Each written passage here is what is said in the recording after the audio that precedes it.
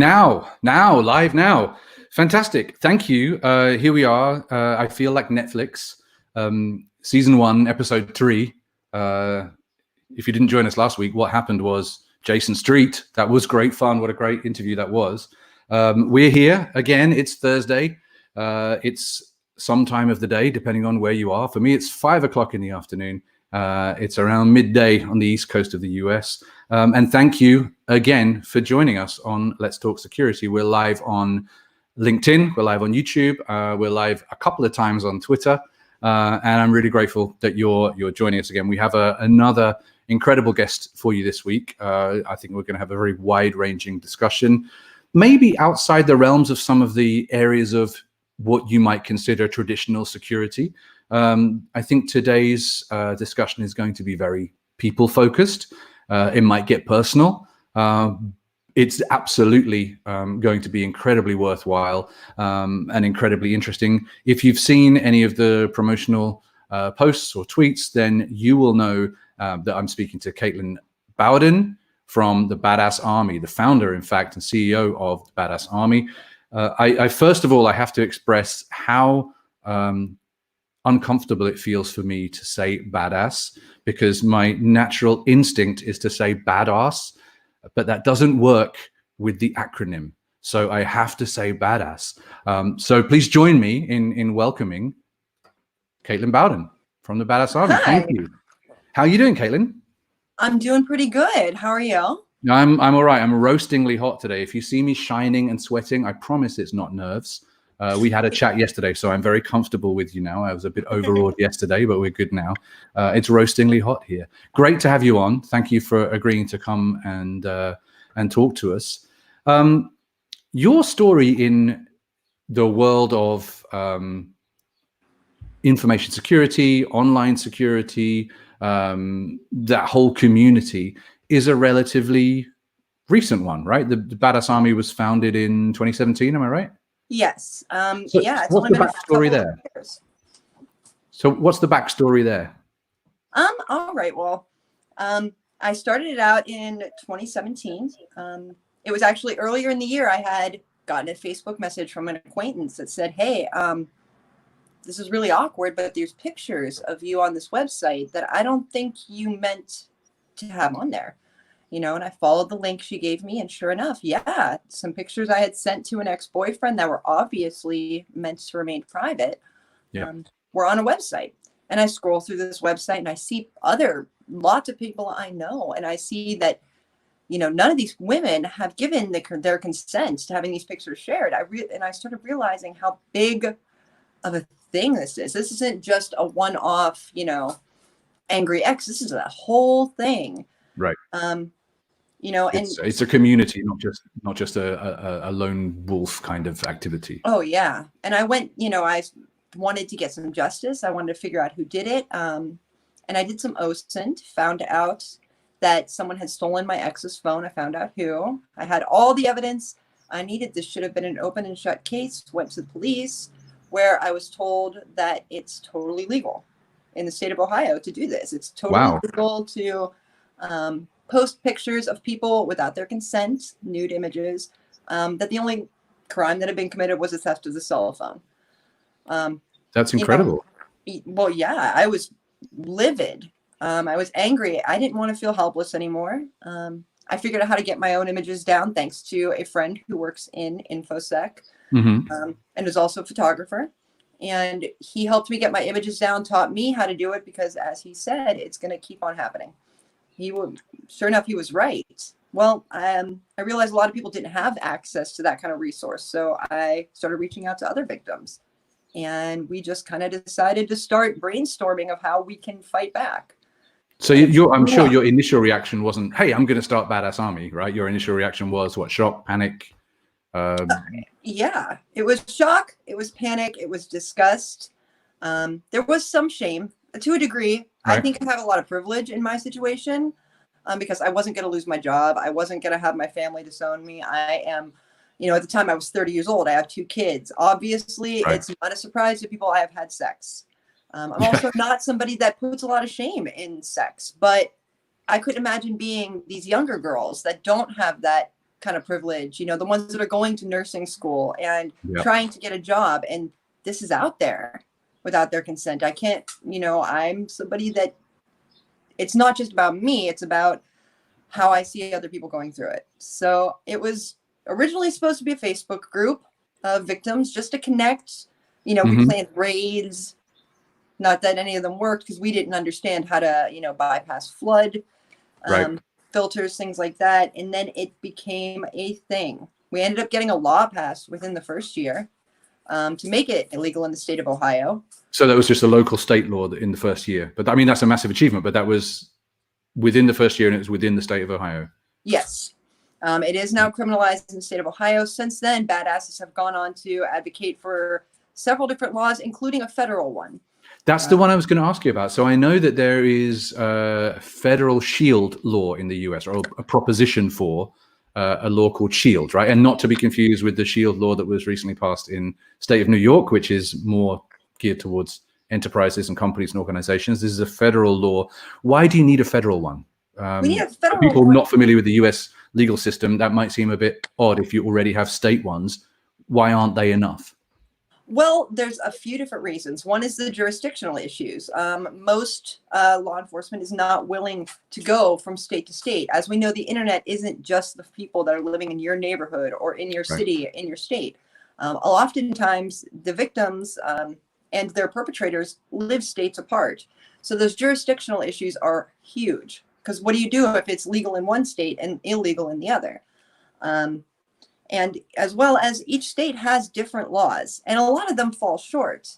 There's a clause in each one of the laws that says with intent to do harm.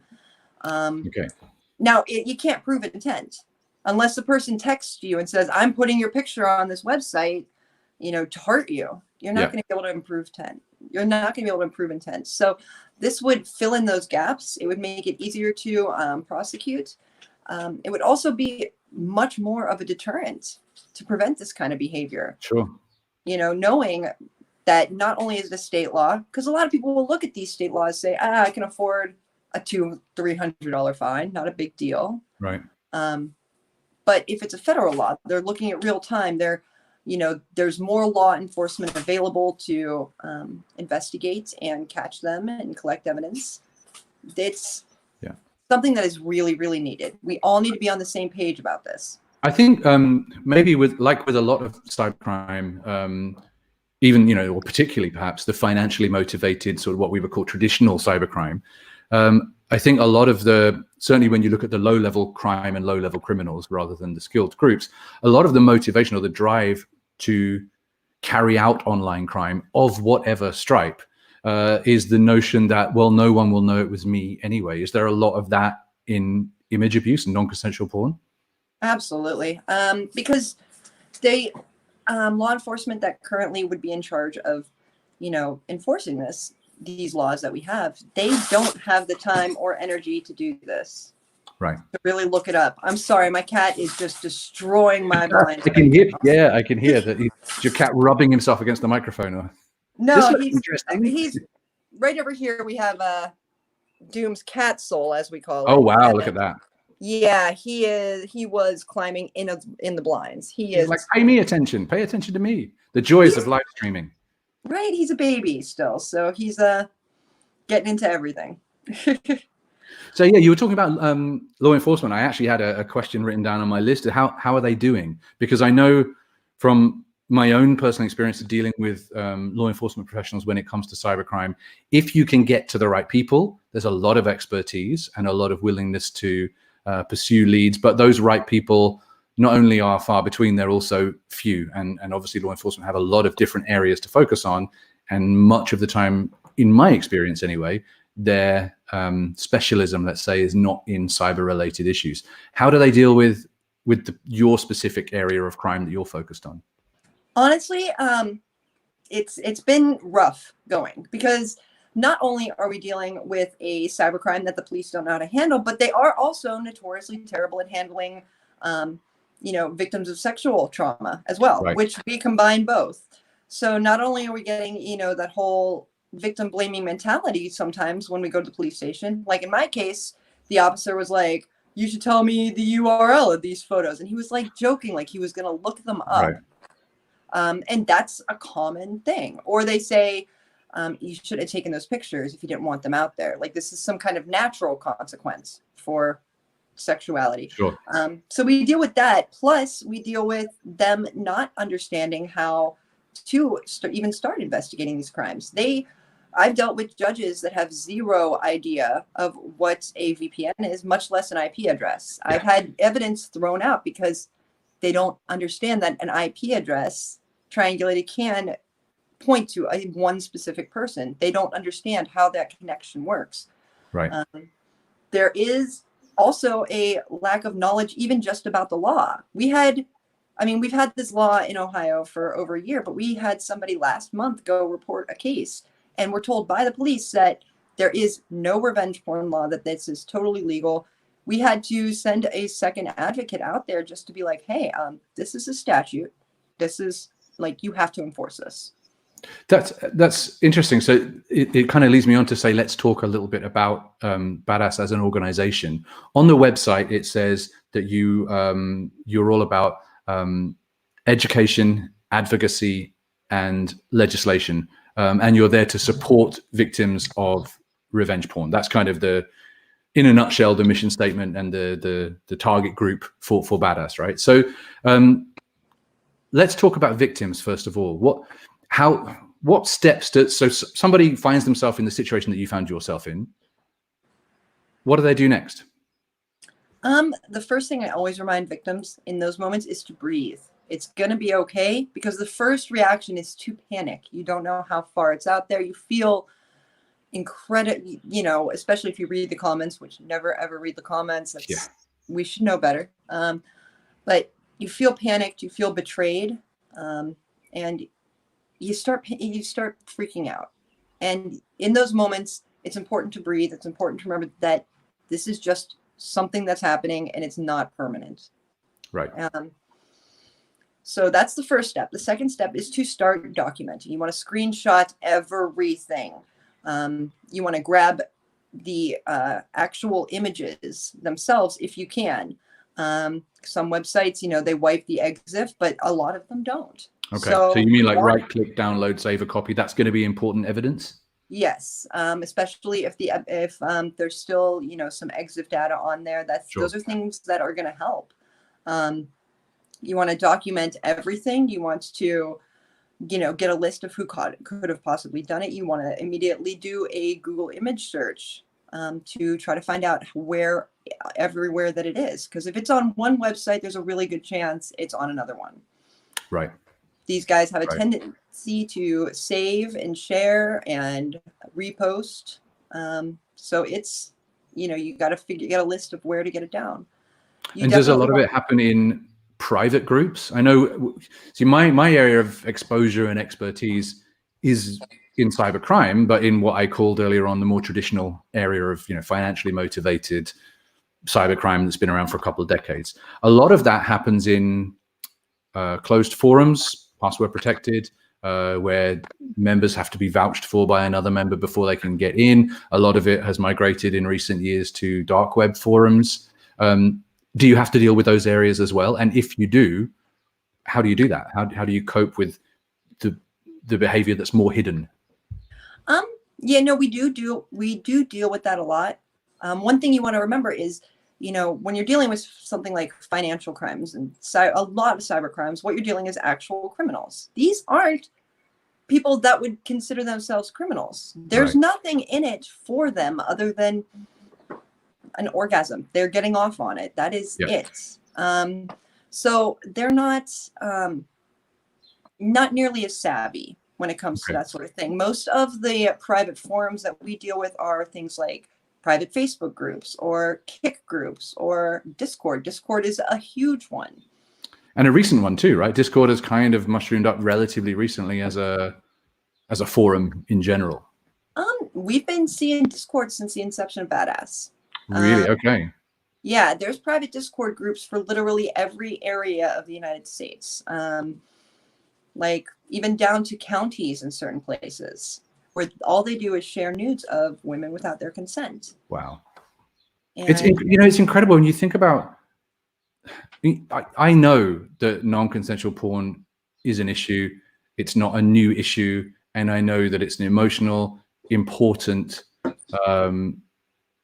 global issue, and that's one of the reasons why I wanted to invite you on to talk about it, because a lot of people might be saying why because it's important, and because it's real, and because it affects people, and because it has very strong links to cybersecurity in general. That's why, if anybody's wondering, because it's important to me, so I wanted us to talk about it.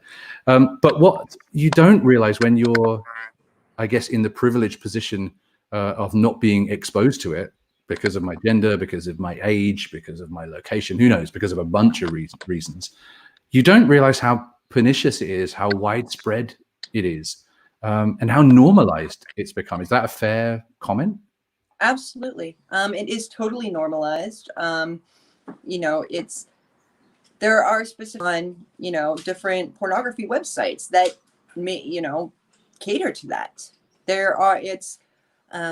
The amount of victims is rising. The CCRI did a study, and I believe it is 1 in 12 people in the United Wow. And that's in the United States. Okay. In Australia, it's 1 in 5. Yeah. That's incredible. Social media users have dealt with some form of image-based abuse, whether that's, sextortion, or threatening to share the images, or Right. creating the images, things like deep fakes, deep nudes. We're seeing those become more and more of a threat. People don't realize, they hear revenge porn and they think, oh, well, it's an angry ex-boyfriend, but they don't realize that it's a fetish. There's an entire subculture of people that are doing this, and they're harming other people, and it's just kind of going under the radar.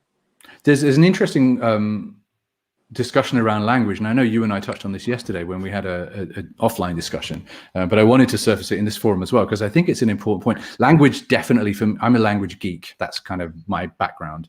And language definitely is power. If you control the vocabulary, if you control the conversation, then you exert a huge amount of influence about where that conversation goes, just by choosing the words that are used, right?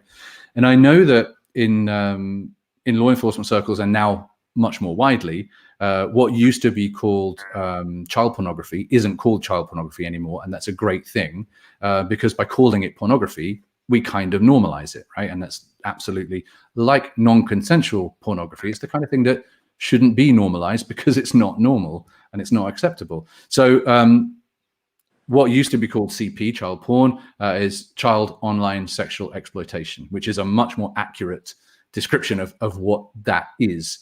Now, you call on Badass Army website, and I think already in the discussion that we've been having, you call it non-consensual porn. So you're not shying away from the word porn or the association with pornography. Why is that? Because everybody knows what porn is. And this is really actually something that I think is important for the security community as a whole to hear. You have to, when you're really trying to connect with somebody and make them understand what you're saying, you have to speak their language. Right. They understand that porn means sexual images. I don't like to use the word porn for this sort of thing, because it also implies consent. But at the same time, it is, to most people, it's an accurate word for what is happening. It's, it's not flowery. It's not perfect. It's much better than saying just revenge porn, because usually revenge is not the motive in this sort of thing. Okay. And I know that there are. Is it more about power, or is it, if it's not revenge, what is it? It is, like I said, it's a fetish. It's about power. It's a way for somebody to do something without someone's consent. For some people, that is a way to get off. That's their thing. Another reason is, they just have forgotten that we're people. They see an image and suddenly we're just reduced to a set of tits or an ass, that we're an amalgam of body parts instead of actual human beings with lives and consequences for these sorts of things. Yeah, real consequences. That's kind of the point, isn't it? Yeah. So you were talking about the initial reaction and the steps that a victim should go through if when they discover that they have become a victim of this crime. One of the things they can do is contact Badass. Oh, absolutely. they can email us. They can contact us through any number of methods. We have a Facebook page, we have a Twitter, we have an Instagram, and we are happy to help walk them through this process. We also, have a way for their story out there and find someone that is dealing with the same thing, which when this happens to you, it's really easy to feel isolated. You don't want to talk about it to anybody because you don't know if they're going to look up your image and share it or save it. Yeah, your trust is broken at that point, right? Totally broken, and you don't know who you can rely on anymore, I guess. Absolutely, especially if you don't know who uploaded it or who's making these horrible comments about you or giving away your full name or workplace. You don't know who these people are, but you feel like you know them. So you don't know who to trust. The only people that you really can feel comfortable trusting is people that have been through the same thing. We're not going to continue doing it to each other. We know how awful it feels. And Badass is much more than just a support group, though, right? I mean, I appreciate that that's a really important element of what you do, but it almost does you a disservice to speak about Badass in those terms, because you have some real experts on board. Why don't you tell us about the kinds of people that have, and it's a voluntary association, right? It's a voluntary association of like-minded people, but some of you have brought significant skills to the table to help victims and to help trace down perpetrators as well. So who's on board? What kind of services and skills, and what do you offer the people that contact you? Absolutely. Yeah, we have people, we have resources available for anybody that should need them. We do have law enforcement that is within the group that you can talk to give you an idea of what you're going to need. But, we also built an incredible core team of people that, we talk every day, all day. And they have these amazing skills and talents that are just, they blow my mind on a daily basis. We have, Rachel, who is our COO. She is, she's the most amazing, strong human being. She's the most emotionally strong person I've ever met in my life. She knows how to stay calm. She knows how to talk to people. She knows how to make you feel like everything's going to be okay. That's a skill that I wish I had. I'm too blunt, and I tend to curse way too much to have that mothering quality for everybody that needs it. You're doing really well so far avoiding that, and so am I, actually. So, and Rachel's amazing at that. We have Callie. She is our community outreach director, but she also handles our HR and the advocacy work that she does, the planning on how we can respond to every victim, no matter what is happening. If you need somebody on your side as you go to the police station and make a report, Callie is there. And trust me, you feel like you've got an entire gang of people with you. Like, she is the fiercest, most protective person, and it's wonderful. We have Marley, who, one of the reasons we blew up is this amazing marketing that we can do. And that's all thanks to Marley. She's you have some great merch as well. Is that Marley? Yeah. Yeah, some of that stuff is amazing on the website. Really good. Dressed like a badass, right? Great. Oh yeah, she's a total badass. And we have Marley doing that. We have Kate, who is our legal representative. She's there to answer any questions free of charge, give you some advice. She has taken on some cases pro bono. And then she also, offers walkthroughs on how to get a protection order, on how to send a DMCA, which is our biggest weapon when it comes to removing images. Sure. And that's huge, just having a lawyer that's willing to work for us. How did you all come together? I mean, maybe I'm not allowed to ask this question, but I don't know, so I'm going to ask it and you don't have to answer it. Is everyone a former victim, or are some people just like, I'm really passionate about this stuff, I want to be involved? All of us have had it affect us in one way or another. Whether we are victims or like Kate was our lawyer. She was my best friend when this happened. And my first phone call, because she's a lawyer. And she had just graduated from the bar, just graduated law school, passed the bar. She wanted to go be a probate lawyer and do paperwork all day. And I kind of changed that for her for a little bit. But yeah, that's how it affected her. And each one of us that is a part of Badass recognizes that it could happen to us. We are all people that are have in the past trusted people. We've been open about our sexuality, and at any point, if one of them wants to go and turn around, they could do that. We wouldn't recommend it. You write some really incredible blogs. I was reading one earlier today, which I had read before, but I wanted to go back and refresh my memory of that blog because I wanted to bring it up in this conversation. Because one of the, and you kind of alluded to this, or maybe directly even said it earlier on today, one of the immediate reactions that people get, and I know when I've done interviews with journalists and press before, you remember the big iCloud hack, what became known as the fappening, right? Which is effectively image abuse, non-consensual porn, but absolutely, of celebrities, right? Same thing, but the victims happen to be famous. And I remember a lot of the media reaction at the time as well. You shouldn't be taking those photos, particularly if you're famous. What are you, stupid? You know, if you're famous, you're a target. You shouldn't be doing that. You wrote a really good blog, I think, called "The Science of Victim Blaming." Mm-hmm. What's that reaction about? Why does that happen, and why is it incorrect? Because on the face of it, it's kind of, if you don't take the pictures, they can't be exposed.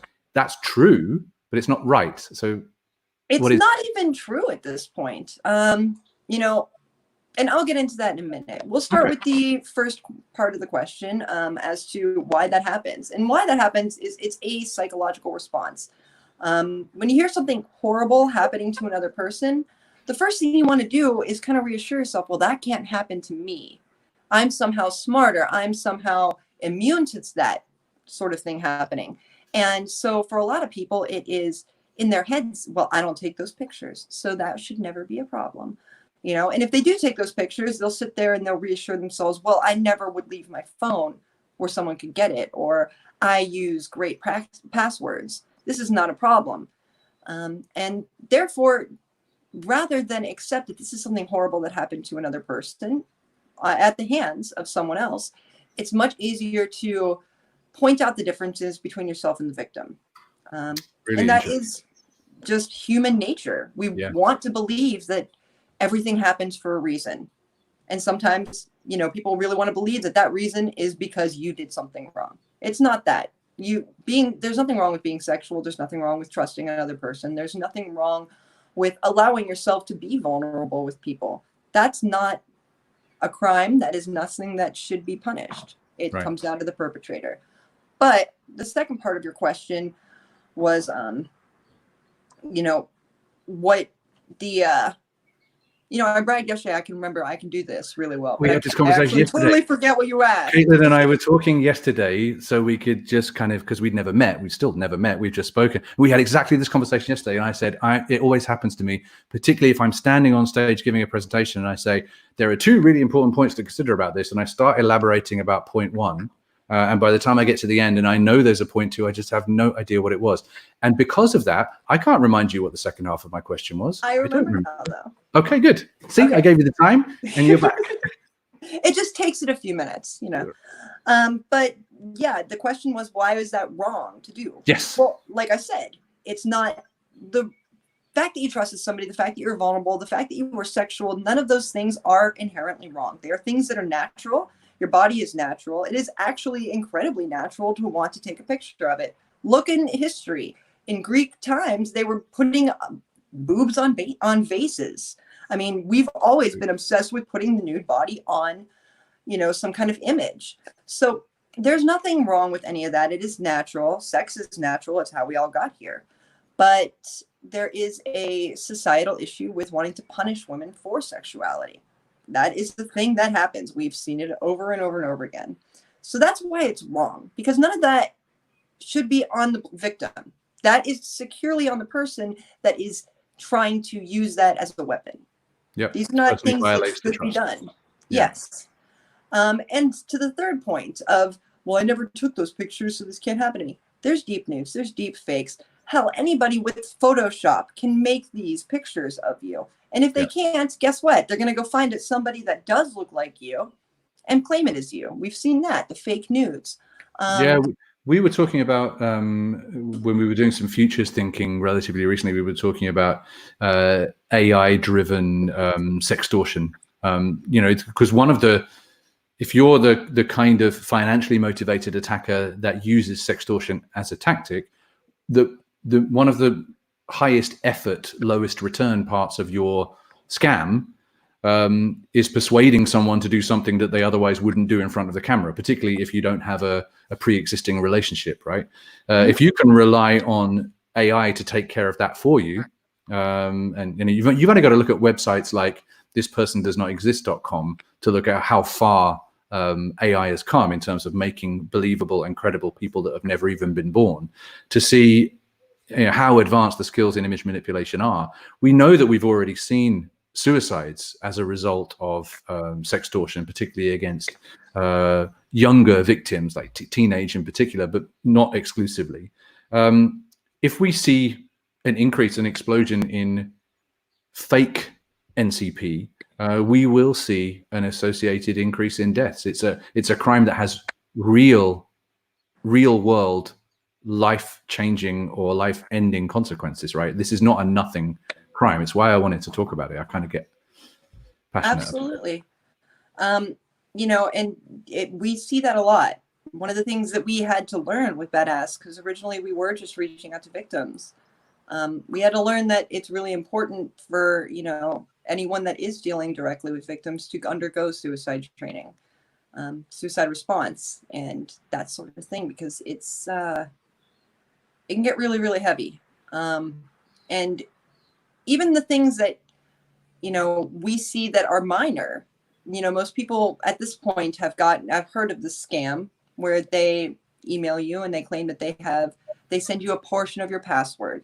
And yeah, I know exactly what you mean. Yeah. Yes, this is a really common thing. It's been happening for, I want to say, about a year and a half is when we first started hearing about it. Mm-hmm. And, you know, we all are well aware of this thing going on, but we still are getting panicked, crying, upset, hysterical people in crisis mode that are getting these emails, and they are panicking. They're buying into it. They have their password.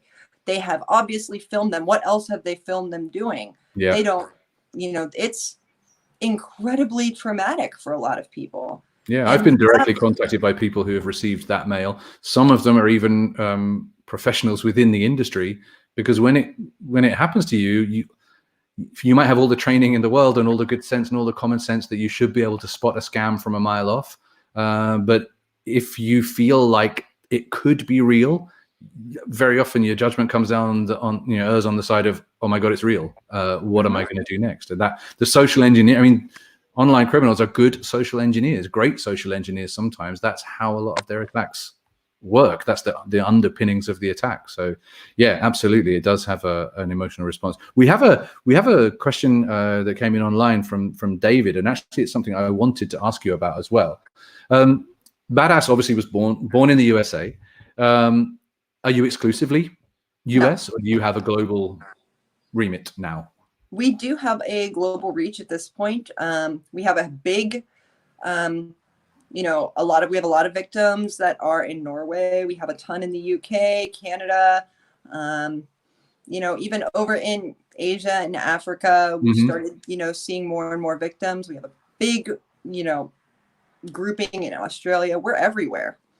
Do you think as a problem it's growing? Absolutely.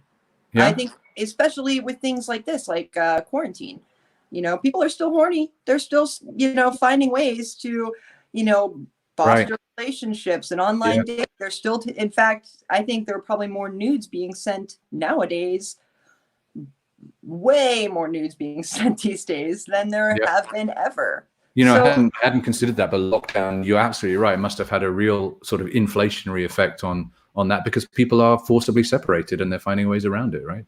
Exactly. We are relying on technology more and more to foster and to continue relationships. So as that's happening, more and more people are putting that personal data out there and they're creating it. And so I see it as becoming more and more of an issue. I've also noticed a trend of it happening younger and younger as more and more kids are getting online earlier, you know, and finding ways to connect with each other, maybe not through Facebook, because apparently that is for, you know, that's for old people. Folk. Yeah, that's for old people. Yeah. Yeah. That's grandparents' medium. they're using TikToks, or they're using Finstas, which are secret Instagram accounts to connect with one another. And we're seeing this issue. We have, gosh, it happens so frequently. I'm almost want to say daily, that we have a parent messaging us talking about some stuff they found on their kid's phone. So you're there to help parents as well, or you would say, yes. I want your kid to contact us? I do my best to talk to both of them, because I think how parents handle it is really important. It's critical. Because you don't want to sit there and you don't want to shame your kid for natural things, but at the same time, you definitely want to express to them how dangerous this is. You want to look into, are they being groomed? Has some abuse happened? What is happening? Yeah, and I know as a parent, one of your first reactions, if you're not careful, can definitely be, oh my God, what have you done? Yes. But it's not about what you've done, right? It's about what someone else has done. Yes, absolutely. And we see that a lot. And that's one thing that I think is really important. Having support from your parents when this sort of thing happens is huge. Heck, when I was 30 years old and I had to call and tell my mom because somebody listed, when it happened to me, I was a bartender, and I have 3 brothers, and they were all bartenders in the same area of downtown. Right. And somebody listed them near my photos, talking about, I wonder if they've seen these. So I had to make that incredibly uncomfortable phone call. And you know what, my mom, her response was not to be angry at me. She immediately called our senator, and she talked to him for 3 hours. She knew nothing about my situation, what website they were on. She talked to the senator for hours. She called the FBI. She had nothing to give them other than, this person did this to my daughter. Right. But she was so angry on my behalf. It was refreshing to see that. And if I didn't have that support, I don't know that I would have gotten this far. So I really want to encourage parents to be supportive of their kids when this happens. They're a key part of the bounce back. How do you bounce back? How long does it take? Do you ever bounce back? The issue with image-based abuse is with a lot of abuse cases, especially when it comes down to other forms of sexual abuse, it usually is it happens and then it's done. And then you have to deal with the healing, and slowly with time, things get better. But when we're talking about the internet never forgets.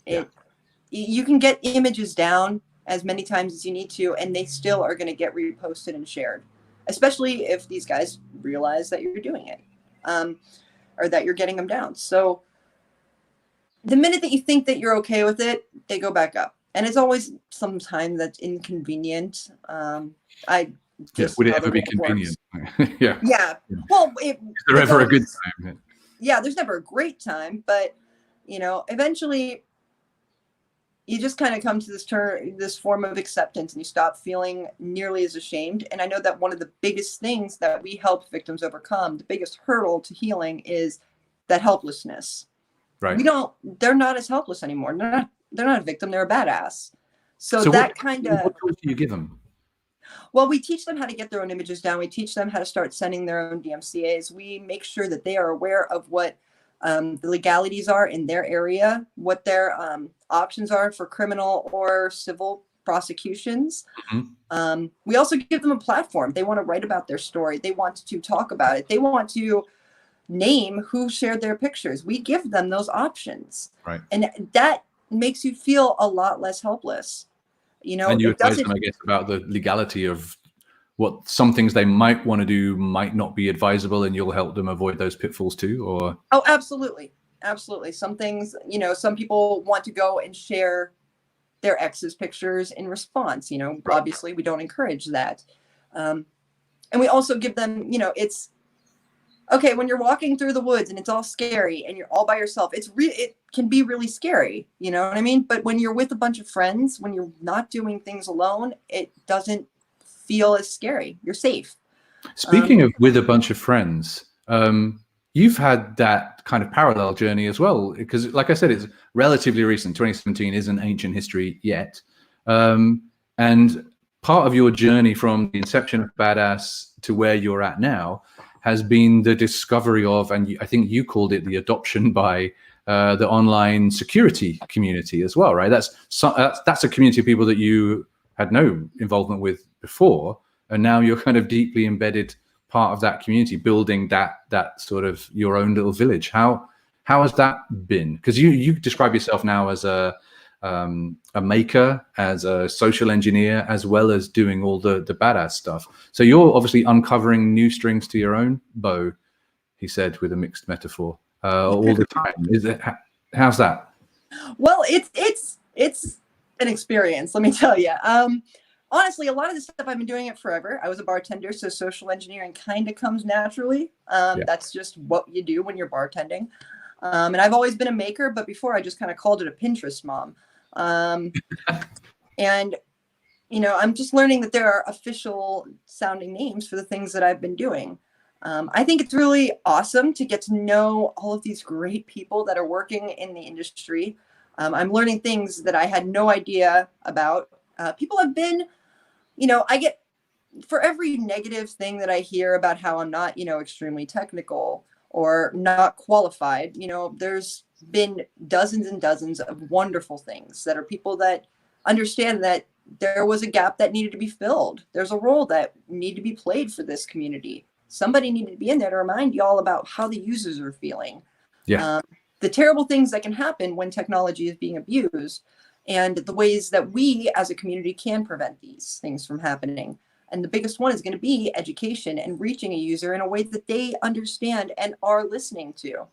Most people start droning off the minute you start talking about online safety, and we start, discussing, which operating system is going to be better, and, password managers, and people just zone out. So we have to find a way to reach users that they're going to pay attention and start making our jobs easier. I think you're right. I mean, there's a huge element within cyber in general of preaching to the choir, right? Of you having conversations, sometimes in a giant echo chambers, sometimes they turn into huge online emotional arguments with people who are poles apart, but it's still within a really closed community, and trying to break out of that is really difficult. You're Badass as an organization, is that the only organization in the world that does this kind of thing, or are there other resources that you would encourage people to reach out for, or investigate, or get involved with?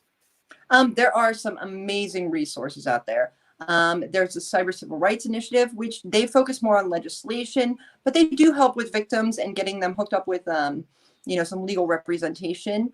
And that's run by some amazing women that I look up to so much. Same with, there's some, great legal groups that are doing some things about it. We have, Elisa D'Amico here in the US that's doing some great things. We have Anne, why am I blanking? Anne, words are hard. Anne Oliverius, she's in the UK that is doing some wonderful things. They're UK. They also have the Revenge Porn Hotline in Australia. There are some wonderful government-funded organizations doing some great things. I mean, I'm just consistently impressed with other organizations that are doing this sort of work and what they have accomplished. We are brand new, and we just kind of came in guns blazing, taking up all the space, but there are organizations out there that are doing things, different things, and they're doing them better than we can ever hope to. So one of the things that I know that I talked to you about yesterday is we have kind of stepped back for a little bit and taken a break. We've worked. Yeah, you announced that on Twitter, right? You put a tweet out there that said, we're taking a break. I think a lot of people were surprised. Maybe some people were concerned. What's the backstory? What's the purpose? When's the comeback? When are you doing the world tour? All that kind of stuff. Well, the comeback is coming back very soon. We are already getting everything ready to go. And the reason we needed to take the break is we've been running our asses off for the past 2.5 years, since 2017, or 3 years. Gosh, time. Who needs it? Time is also difficult. We really have. I mean, I made a Facebook group. That's how this all started. And then suddenly it became this huge thing. And it has been a 90-hour-a-week position. And it's hard work talking and to you've had your foot on the gas all the way through, effectively, just kind of holding on to the wheel, going, oh!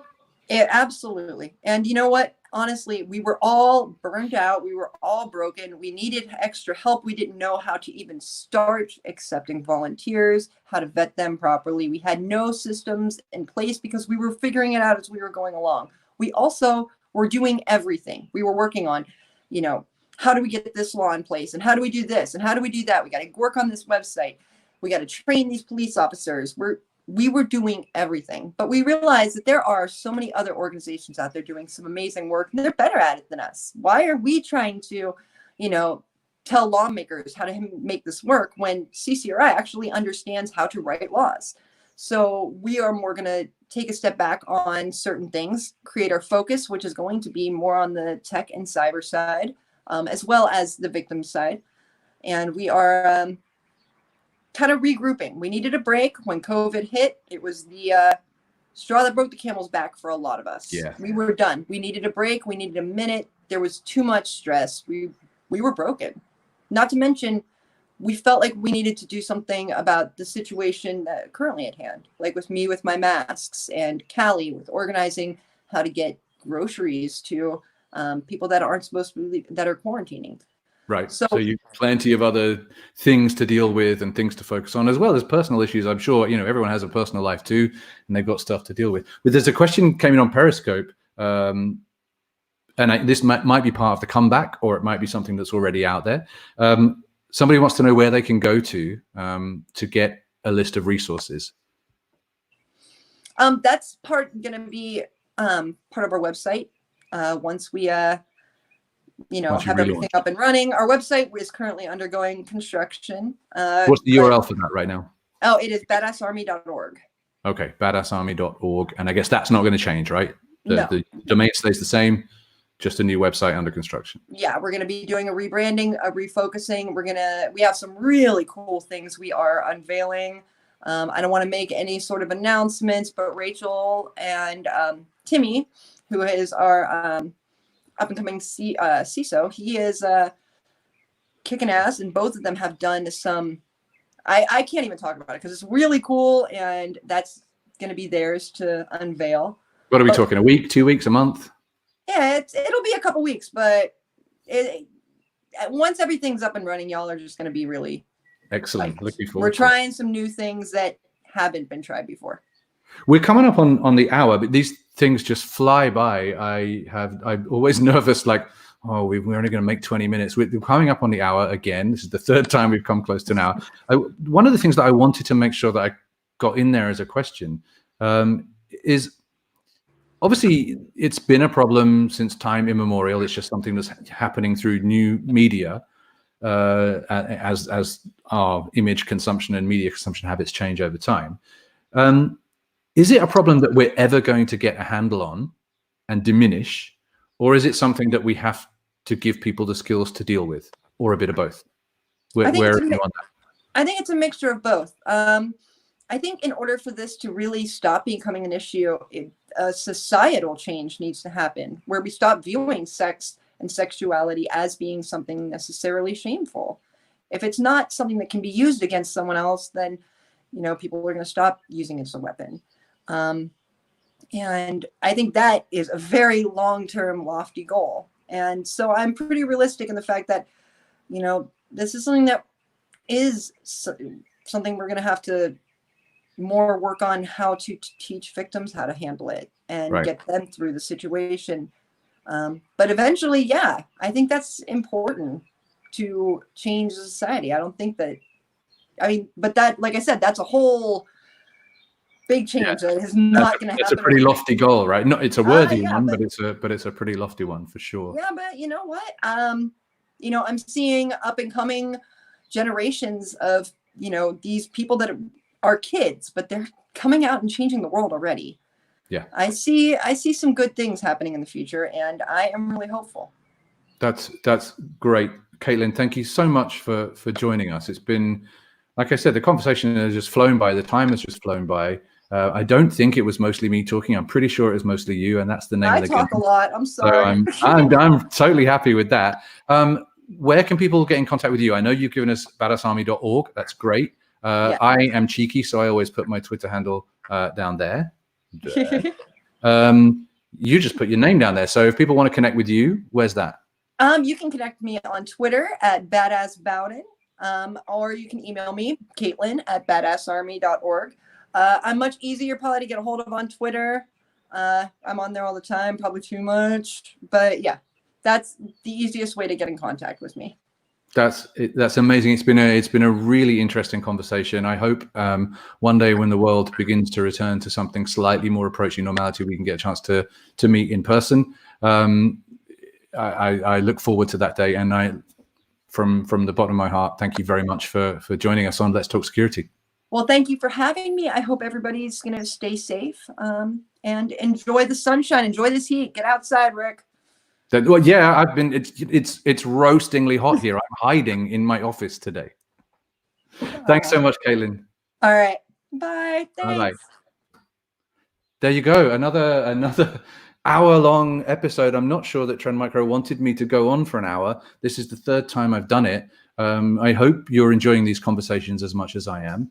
The lists of guests that I approached, and everybody I approached has agreed to be on the show, which is fantastic, are all people that I admire. Only a couple of them are people that I have had the chance to meet in person. No one's letting me down. No one's letting us down. Or the conversations are all varied, all different. You know, we had in the first episode, we had Katie Masuris. Last week, we spoke to Jason Street. This week, we had Katelyn. I have 3, maybe 4 more up my sleeve for forthcoming episodes for the rest of this season. If you're interested in talking to me in season 2, let me know. You can find me on Twitter, drop me a DM or tweet me publicly, whatever. You want to come on, have a conversation about something, I would be super pleased to hear from you. This is Let's Talk Security. We're across the Trend Micro, LinkedIn, YouTube, Twitter, and we're on my Twitter as well. It's been a pleasure having you with us. I've been Ron Burgundy. You stay classy, San Diego. Thanks for joining us.